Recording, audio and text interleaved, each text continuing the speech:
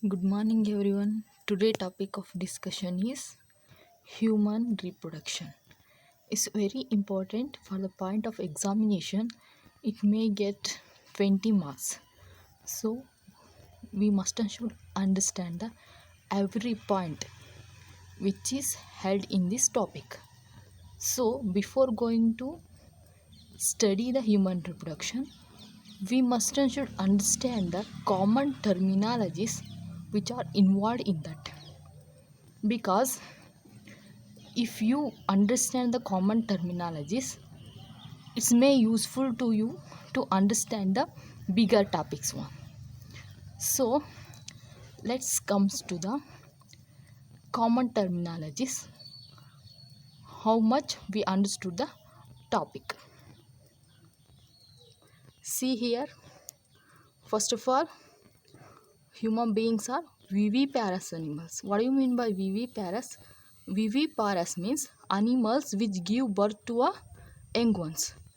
ಯಾವುದಕ್ಕೆ ಯಂಗ್ ಒನ್ಸ್ಗೆ ಬರ್ತ್ ಮಾಡೋವಂಥ ಕೆಪಾಸಿಟಿ ಇರುತ್ತೆ, ಅವಾಗ ನಾವೇನಂತ ಕರಿತೀವಿ, ವಿ ಪ್ಯಾರಸ್ ಅನಿಮಲ್ಸ್ ಅಂತ ಕರಿತೀವಿ.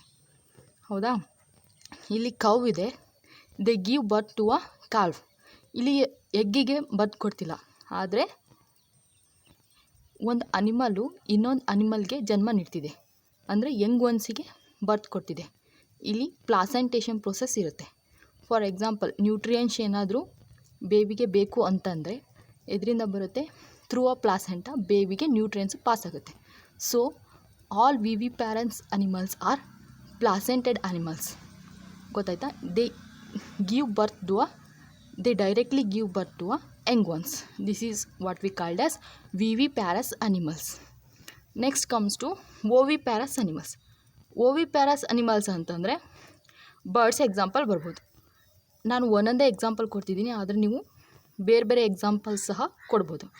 ಬರ್ಡ್ಸಲ್ಲಿ ಏನಾಗುತ್ತೆ, they give birth to a egg only.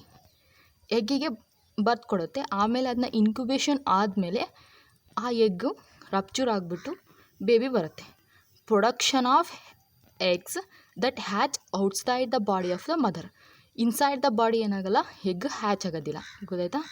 ಬರ್ಡ್ಸಲ್ಲಿ ಏನಾಗುತ್ತೆ, outside the bodily egg hatch ಆಗುತ್ತೆ ಥ್ರೂ ದ ಪ್ರೊಸೆಸ್ ಇನ್ಕ್ಯುಬೇಷನ್. ಈಗ ಓವೋ ವಿವಿ ಪ್ಯಾರಸ್ ಅನಿಮಲ್ಸ್ ಅಂದ್ರೇನು?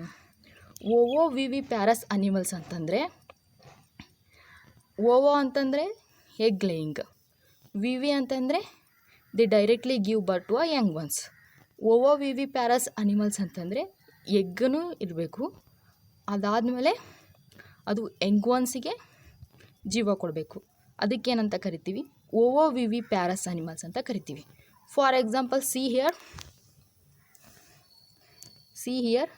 is a egg do not release from the mother womb. This is what we called it as guppy fish.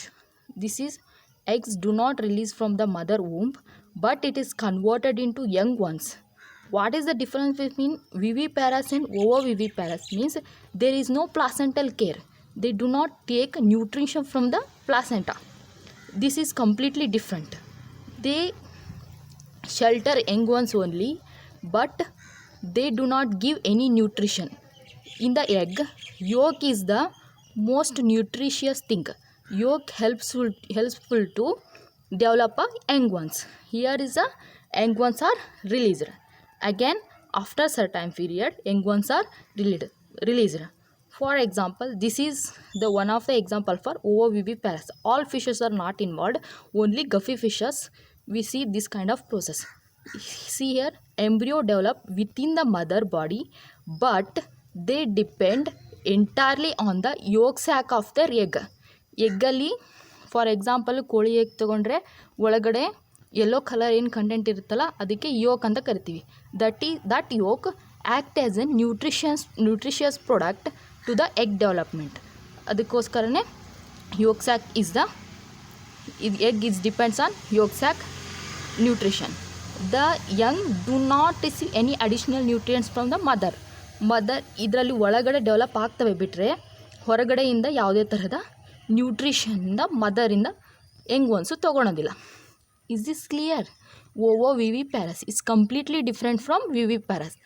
ವಿವಿ ಪ್ಯಾರಸ್ಗೂ OOVV ಪ್ಯಾರಸ್ಗೂ ಏನು difference ಅಂತಂದರೆ they do not take placental care from the mother. Young ones ಇದ್ದಾಗ placenta ಇರೋದಿಲ್ಲ. ಪ್ಲಾಸೆಂಟಾದಿಂದ ಯಾವುದೇ ಥರದ nutrients ಬೇಬಿಗೆ ಹೋಗೋದಿಲ್ಲ. But ಎಗ್ಗಲ್ಲಿರೋವಂಥ Yog ಕಂಟೆಂಟೇ nutritious ಪ್ರಾಡಕ್ಟಾಗಿ act ಮಾಡುತ್ತೆ. This is what we called as OOVV pairs animals. This is the common examples. Then we go into the gametogenesis process. What do you mean by gametogenesis? Gametes, male and female sexual organs, then what we call it as gametes.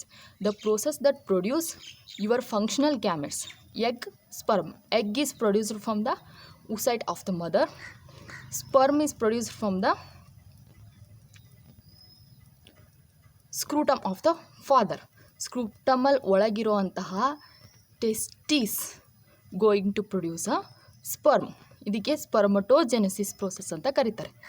ಗ್ಯಾಮೆಟೋಜೆನೆಸಿಸ್, ಊಜೆನೆಸಿಸ್, ಸ್ಪರ್ಮಟೋಜೆನೆಸಿಸ್. ಗ್ಯಾಮೆಟೋಜೆನೆಸಿಸಲ್ಲಿ ಎರಡು process ಬರ್ತವೆ, oogenesis, spermatogenesis. Oogenesis is from oocyte, mother side. Spermatogenesis is from sperm, father side. Okay, this is the first process that produce your functional gamete. Egg ಮತ್ತು sperm produce ಆಗೋದಕ್ಕೆ ನಾವು ಅಂತೀವಿ gametogenesis process ಅಂತ ಕರಿತೀವಿ. The person is become mature when egg is matured and sperm is matured.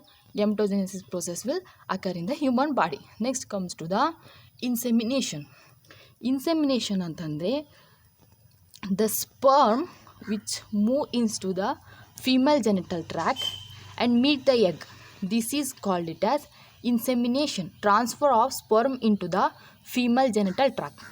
Transfer of sperm into the female genital tract. This is what we called it as insemination. Transfer of sperm into the female genital tract to meet the egg. Okay, this is what we call it as insemination. Then move to the fertilization. We already know that what we mean by fertilization. The egg and sperm fuse. Fusion of egg and sperm in a female genital tract. Fusion ಆದಮೇಲೆ ಏನಾಗುತ್ತೆ, zygote produce ಆಗುತ್ತೆ. ಗೊತ್ತಾಯ್ತಾ? This is what we called it as fertilisation. Then move on to the implantation. Very important process. We must and should understand what is there in that. See here,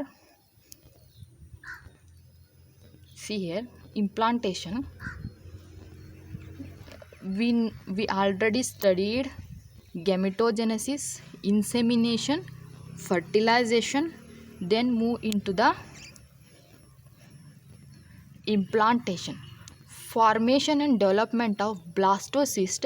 It attaches to the uterine wall. Then firstly we understood that here is the sperm enter into the female genital tract. Okay, we must and should understand the mature egg. How it's developed? Ovum, oocyte, is developed into primary oocyte, secondary oocyte, tertiary oocyte, graphium follicle and corpus luteum. Developed corpus luteum is the mature egg. Mature egg goes here, and then sperm which is coming from the female genital tract attaches to the egg. Egg and sperm fusion form zygote. Zygote cleaved into form morula, and then morula next stage is blastocyst. This is the blastocyst stage. Implanted blastocyst, what we call it as. Here what happens in the implantation stage? Mature blastocyst is attached to the endometrium wall of the uterus. Why it happens? Implantation why is necessary? ಯಾಕೆ ಅಂತಂದರೆ mother ವೂಂಬಲ್ಲಿ ಬೆಳೀತಾ ಇರೋ ಬೇಬಿಗೆ ಒಂದು support ಬೇಕು. ಅದು ಯಾವುದೇ ಥರ fluid ಕಂಟೆಂಟಲ್ಲಿ ತೇಲ್ತಾ ಇರೋಂಗಿಲ್ಲ. ಇಟ್ಸ್ ಹ್ಯಾವ್ ಸಮ್ ಸಪೋರ್ಟ್ ಇದ್ದಾಗ ಮಾತ್ರ ಒಂದಕ್ಕೆ ಅಟ್ಯಾಚ್ ಆಗಿ ಅದು ಬೆಳೀತಾ ಹೋಗುತ್ತೆ. ಅದ್ರದ್ದು ಈಗ ಮೂಮೆಂಟ್ ಏನೂ ಇರೋದಿಲ್ಲ. ಮೊರುಲಾ ಸ್ಟೇಜ್ ಮೇಲೆ ಬ್ಲಾಸ್ಟೋಸಿಸ್ಟ್ ಸ್ಟೇಜ್ ಬರುತ್ತೆ.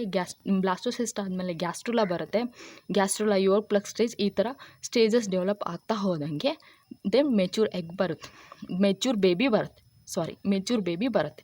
This is what we call it as implantation ಅಂದರೆ ಏನಿಲ್ಲ, attachment of the mature blastocyst in to the endometrium wall of the uterus.